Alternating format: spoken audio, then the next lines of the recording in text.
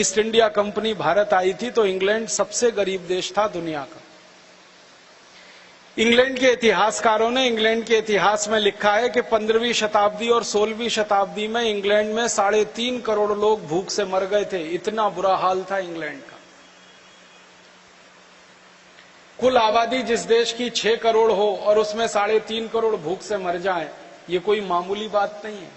आधी आबादी भूख से मर गई क्योंकि खाने को कुछ नहीं था, पहनने को कुछ नहीं था। अंग्रेजों ने कपड़ा पहनना भारत से सीखा, अंग्रेजों ने कपड़ा बनाना भारत से सीखा। भारतवासियों के संपर्क के पहले तो इंग्लैंड में कोई कपड़ा बनाना नहीं जानता था, पहनना भी नहीं जानता, नंगे रहते थे आदिवासियों की तरह से, वनवासियों की तरह। तो ये तो सारी की सारी कहानी है भारत के लूट की, यहां का पैसा वहां गया। अब ये ब्रिटिश पार्लियामेंट में बहस हुई 1860 में और ये तय हुआ कि भाई भारत की जो क्रांति हुई 1857 की, उसका बड़ा कारण क्या था। तो एक अंग्रेज कहता हमने लूटा भारत को, ये बड़ा कारण था। दूसरा कारण क्या था, तो एक अंग्रेज कहता हमने मार मार के भारतवासियों को ईसाई बनाया जो वो बनने को तैयार नहीं थे, दूसरा कारण ये था। तीसरा कारण क्या था, एक अंग्रेज कहता हमने भारत की सबसे पवित्र गाय को कत्लेआम किया भारत में, वो बड़ा कारण था। आप जानते हैं सबसे पहला कत्ल खाना इस देश में 1760 में अंग्रेजों ने शुरू कर दिया था। कलकत्ता में गाय कटती थी और हिंदुस्तानियों की छाती पर छुरी चलती थी, गाय कटती थी। तो ऐसे अंग्रेज दस्तावेजों में, अंग्रेजी दस्तावेजों में ये कहानी दर्ज है कि एक एक अंग्रेज बयान दे रहा है और वो बता रहा है ये कारण था, ये कारण था, ये कारण था, इस कारण भारत में हमारे खिलाफ बगावत हुई। अब एक अंग्रेज प्राइम मिनिस्टर पूछ रहा है इन सब से कि अच्छा बताओ बगावत के लिए पैसा किसने दिया, धन भी तो इकट्ठा हुआ होगा। तो एक अंग्रेज जो यहां हिंदुस्तान में 17 साल रहा और किसी तरह जिंदा बचकर वापस इंग्लैंड पहुंच गया, वो कहता है कि भारत की आजादी की लड़ाई, जिसको भारतवासी कहते हैं, हम कहते हैं बगावत और विद्रोह, वो कहते हैं आजादी की लड़ाई, इसमें 480 करोड़ रुपए खर्च हुआ है और ये कोई मामूली रकम नहीं है। ये रकम कहां से आई, तो भारत के उद्योगपतियों ने दी, व्यापारियों ने दी, कारीगरों ने दी, किसानों ने दी। लोगों ने इतना धन इकट्ठा किया था इस क्रांति के लिए। इस 480 करोड़ को आज अगर समझना चाहें तो इसमें 300 का गुणा कर लेना, तब इसको आज समझ पाएंगे आप। इतनी बड़ी क्रांति थी 1857। इस क्रांति में 4.5 करोड़ हिंदुस्तानी लड़े थे अंग्रेजों के खिलाफ। अगर हर एक हिंदुस्तानी के हाथ में एक तलवार भी हो तो 4.5 करोड़ तलवारें बनी होंगी इस देश में, और उन 4.5 करोड़ तलवारों को बनाने के लिए लोहा बना होगा इस देश में। उस लोहे को गलाने के लिए भट्टियां बनी होंगी, ब्लास्ट फर्नेस बनी होंगी। कितने करोड़ लोगों ने कितने करोड़ मीट्रिक टन लोहा गलाया होगा। उन लोहों से तलवारें बनी होंगी, बंदूकें बनी होंगी, छुरे बने होंगे, हंसिये बने होंगे, हथौड़े बने होंगे, क्योंकि भारतवासी तो इन्हीं से लड़े थे। माने कोई सामान्य नहीं थी ये क्रांति, बहुत बड़ी थी, बहुत व्यापक थी और एक साथ 350 स्थानों पर हुई थी, एक दो स्थान पर नहीं। तो ब्रिटिश पार्लियामेंट में ये सारी बहस हो रही है तो प्राइम मिनिस्टर पूछ रहा पैसे किसने दिए, तो उद्योगपति, व्यापारी, किसान, कारीगरों ने दिए।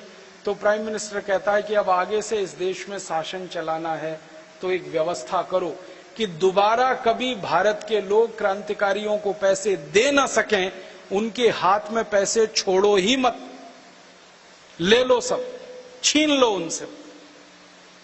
तो कैसे छीनोगे, टैक्स लगा के छीनो। इसलिए इस देश में इनकम टैक्स आया। इनकम टैक्स इसलिए नहीं आया कि देश में सरकार चलानी थी अंग्रेजों को और उसके लिए धन की जरूरत थी। इनकम टैक्स इसलिए लाया गया कि भारत के नागरिकों के पास पैसे इतने बचे ही नहीं जो वो क्रांतिकारियों को दान में दे सकें, वो सारे पैसे अंग्रेज छीन कर अपने पास रखें, इसके लिए इनकम टैक्स आया। और इनकम टैक्स जब लगाया अंग्रेजों ने तो उसकी लिमिट जानते हैं क्या थी, 97%। माने 100 रुपए आप कमा रहे हैं तो 97 रुपए अंग्रेजों को दे दीजिए।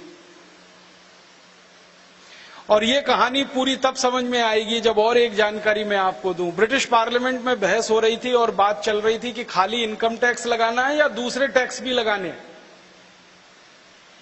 तो बात हुई कि भारत के उद्योगपति और व्यापारी कोई भी सामान बनाए तो बनाने पे ही पहले उनसे टैक्स ले लो। उसको उन्होंने एक्साइज ड्यूटी नाम दे दिया।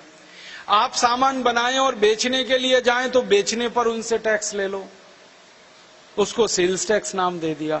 फिर बेचकर मुनाफा कमाएं तो मुनाफे पर टैक्स ले लो, उसको इनकम टैक्स नाम दे दिया। सामान को बेचने के लिए एक गांव से दूसरे गांव जाएं तो रोड टैक्स ले लो और टोल टैक्स ले लो।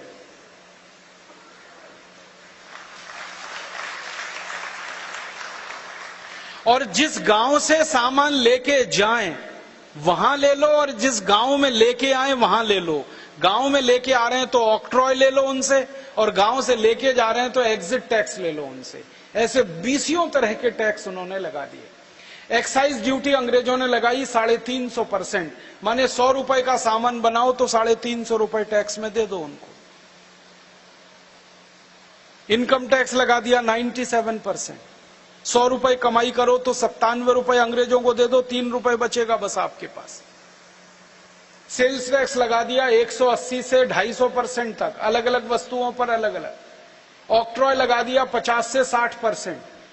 म्युनिसिपल कॉरपोरेशन का टैक्स लगा दिया अंग्रेजों ने कई कई स्थानों पर 70 से 80%। परिणाम क्या हुआ? हिंदुस्तानियों से लूट लूट कर सारा धन उन्होंने जमा कर लिया इंग्लैंड। 1860 के पहले क्या होता था? लूटने का काम एक ईस्ट इंडिया कंपनी किया करती थी, उनके एजेंट हुआ करते थे। और 1860 के बाद पूरी सरकार ही लूटखोर हो गई, जिन्होंने कानून बनाकर लूटना शुरू कर दिया इस देश में। अब भारतवासी चिल्लाते थे कि हमारी लूट हो रही है, अंग्रेज कहते थे हम तो कानून का पालन कर रहे हैं। कानून बना दिया इनकम टैक्स का, कानून बना दिया सेंट्रल एक्साइज का, कानून बना दिया ऑक्ट्रॉय का, तो अंग्रेज कहा करते थे हम तो कानून का पालन करते हैं, अब आपकी लूट हो रही है तो हम क्या करें इसमें। कितनी बेईमान और हरामी कौम है ये अंग्रेजों की। लूटना है तो कानून बना दो और दूसरों को उल्लू बनाओ कि हम तो कानून का पालन कर रहे हैं, भरे उसकी जेब कटे उसमें। ऐसे लूटोगे तो बदनामी होगी, सारे दुनिया के देश थू-थू करेंगे कि तुम भारत को लूट रहे हो। लूटने का कानून बना दो तो दुनिया को कहेंगे भाई हम तो कानून का पालन कर रहे हैं, उसमें आपकी लूट होती है तो हम क्या करें।